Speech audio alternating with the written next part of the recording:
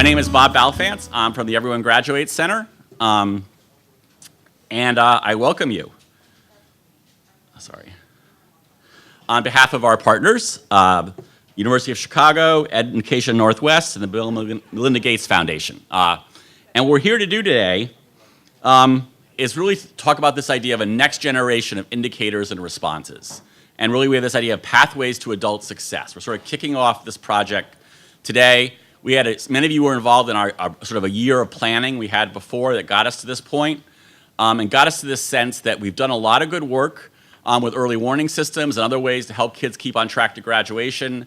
And it's really now time to expand that and build upon that and build the pathways we really need for adult success, which in our day and age means some sort of post-secondary schooling and training on top of a high school diploma. And we know we have our work cut out for us in that area. That basically, as we can see in the, whoa. So, Charlene, the AV is not working. The AV is not working. So, we don't need that, we'll talk. So anyways, there's really no work, right, to support a family if you don't have a high school degree and some sort of post-secondary in schooling. And if our public education system, K-12 and higher ed, and private higher ed, is not preparing our students to support families, right, our whole nation's gonna fall apart, right? Because that's how we build community. That you can be educated, find good employment, and support your family, right? That's how we stay together, that's our social fabric. And that's at risk if we don't build this pipeline for all our kids, because the world has changed, right? In the 20th century, you could graduate high school, get a factory job, and support a middle-class lifestyle for your family. That doesn't exist anymore.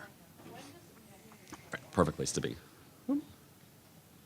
So in the after the most recession, 4 out of the 5 jobs destroyed by the recession were by folks at a high school diploma or less. They didn't come back, right, those jobs. So that's our point of why we all need to do something more and build those pipelines. And we've had good progress, right? Grad rates are up, college enrollment and persistence are up.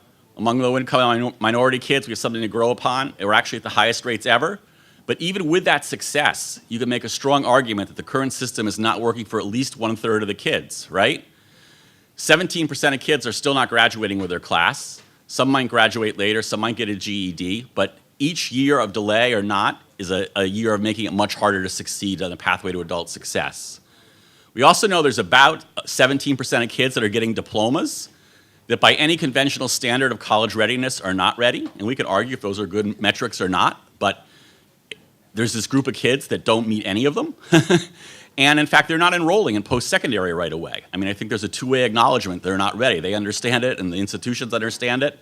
And that 17% is not enrolling in any kind of post-secondary training or option after high school, right? So if we think everybody's gonna have some sort of post-secondary schooling or training to have a shot at sort of a adult success, then that means that fully 1/3 of our kids, the current system is still not working for, right? And you could make arguments even for a little higher than that, because there's a group of kids that make it to post-secondary that really struggle, right? And you could say that some fraction of them are also in this sort of leaky pipeline.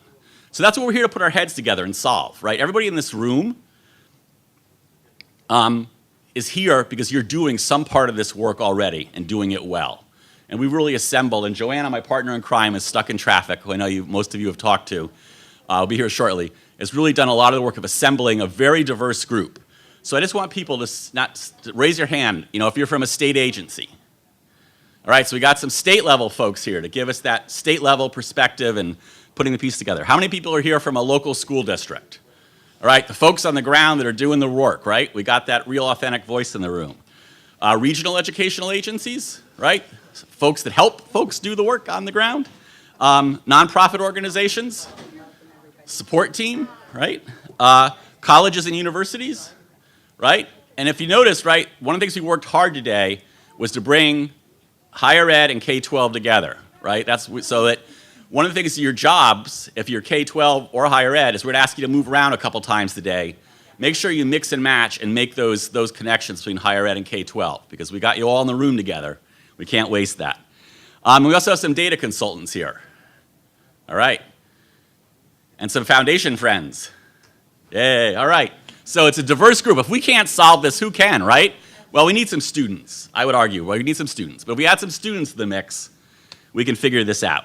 And that's what we're going to do here today.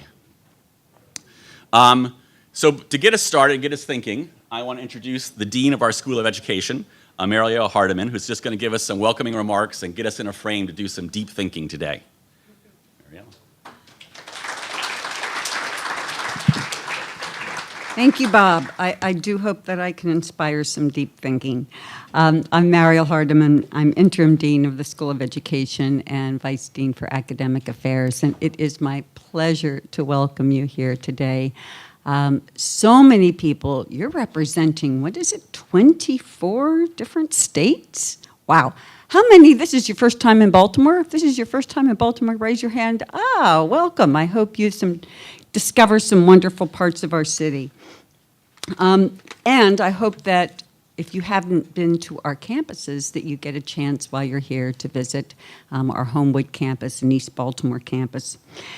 So I think that first what I'd like to talk about is our School of Education. Of course, Everyone Graduates Center, as part of our Center for Social Organization of Schools, is really critical to our mission because we believe very strongly that research has to happen from the real needs of practitioners. And then it has to inform practice in ways that can be scaled. And the work of Everyone Graduates Center is just a stellar example of that. So the work you're doing here now to expand that and to expand it into post-secondary education is just so critical.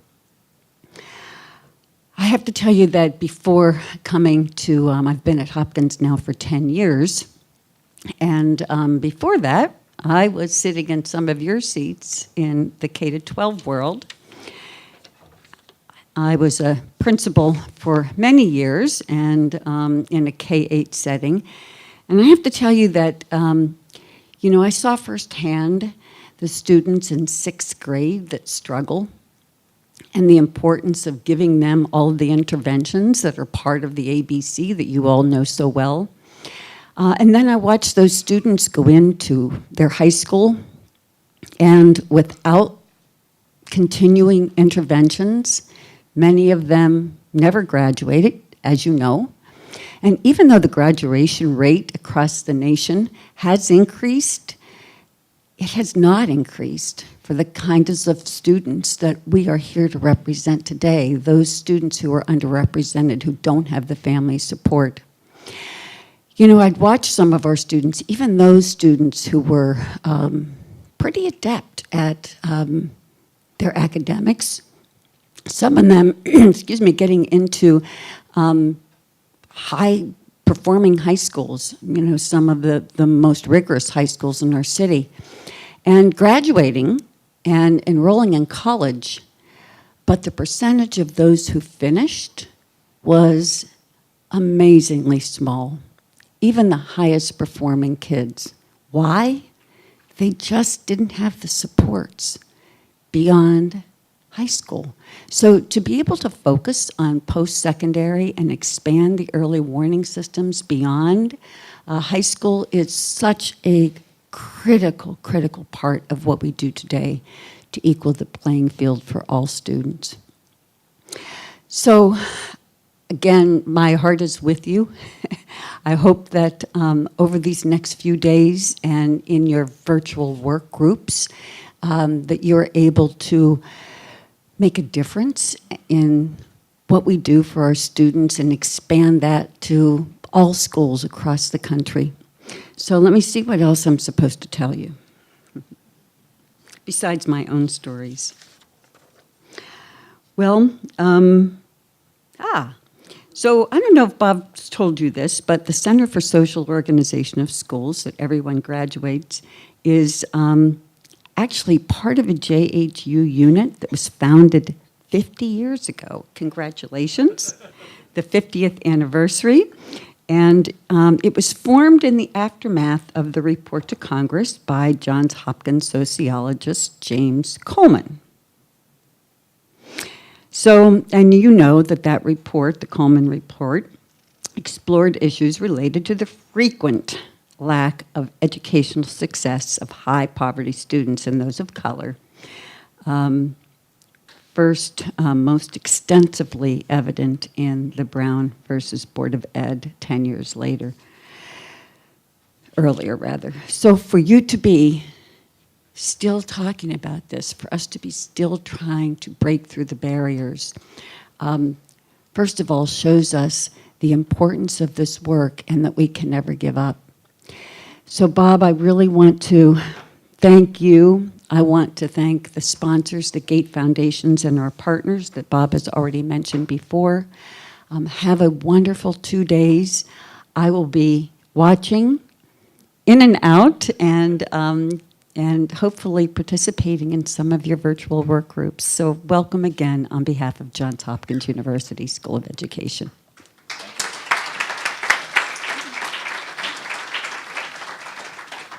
Yes, Marielle was very, very reticent, but she's actually a leader in the sort of neuroscience education field. So we're going to be drawing on her as we think about new ways to think about indicators, clearly thinking about sort of neuroscience and cognitive foundations as a key role. Thanks. Now we're going to hear just very briefly from our friend Bill Tucker from the Gates Foundation to give us some more framing. Good morning. Thanks, Bob, and thanks to everyone at Johns Hopkins for bringing us together. We're super excited to support this network. As you mentioned, there's been so much good progress and a really wonderful foundation laid over the past 5, maybe 7, 10 years in this work. And that's due to all of you working from the schoolhouse to the state agency level in support of nonprofits and everyone doing the research to understand what are the valid indicators, what are really predictive, and what can we use to really move students forward towards success. One of the things that I have the great privilege of seeing by being able to work across so many organizations is a real convergence.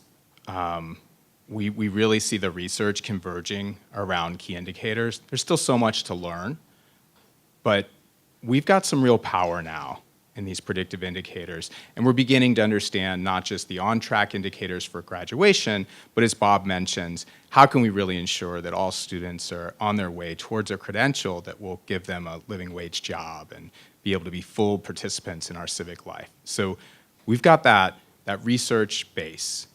We've also got this group here, people actually doing the work in the field, and some early successes, right? The rise in graduation rates is not to be trifled at. Those are millions of students who now have better life chances because they were able to get their high school diploma. And policy, I think, is also in favor with ESSA and thinking about how do we think better about different indicators and ways to understand school performance, and probably more importantly, how do we think about school improvement? We've got some policy wins behind us. So this is a really ripe moment, and you here are well situated to help us move it forward. There are two things that I'm particularly excited about, and that's the platform that this work gives to us as a field, and also for the work that happens inside schools. First is, it's a platform for continual improvement.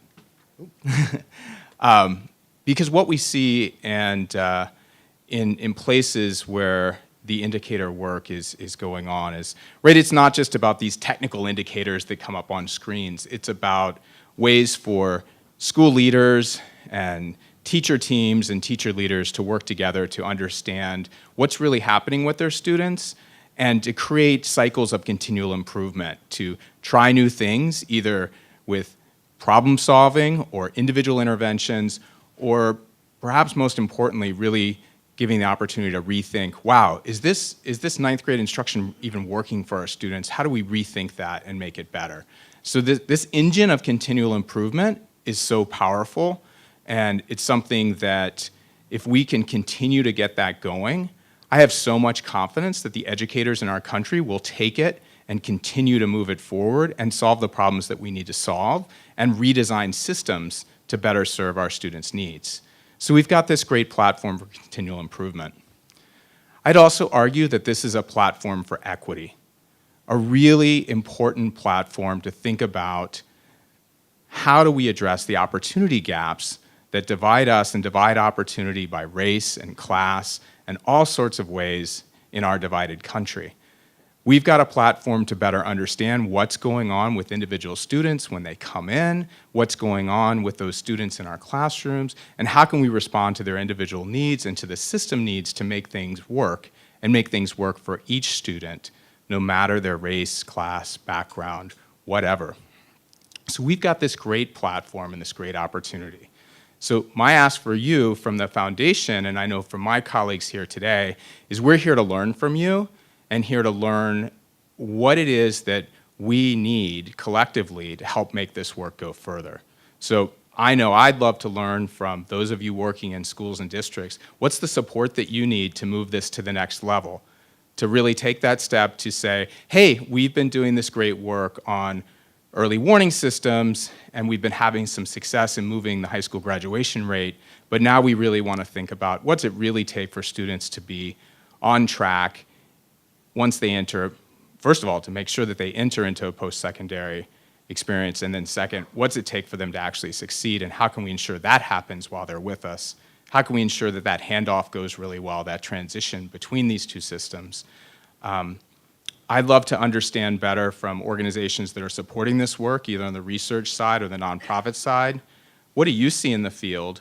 What's the capacity that we have beyond this room to actually deepen this work?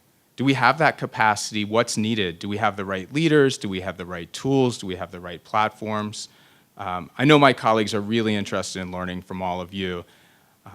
And then I think most importantly, and Bob, I know we've talked a little bit about this, we collectively have the opportunity to develop a better shared understanding so that we can have a common language as we talk about this room, both here in this conference room in Baltimore, and as we take this work back and spread the work, again, across schoolhouses and districts and states. So thank you for this opportunity to support this work. Thank you for joining us here, and really look forward to learning from each of you. Thank you.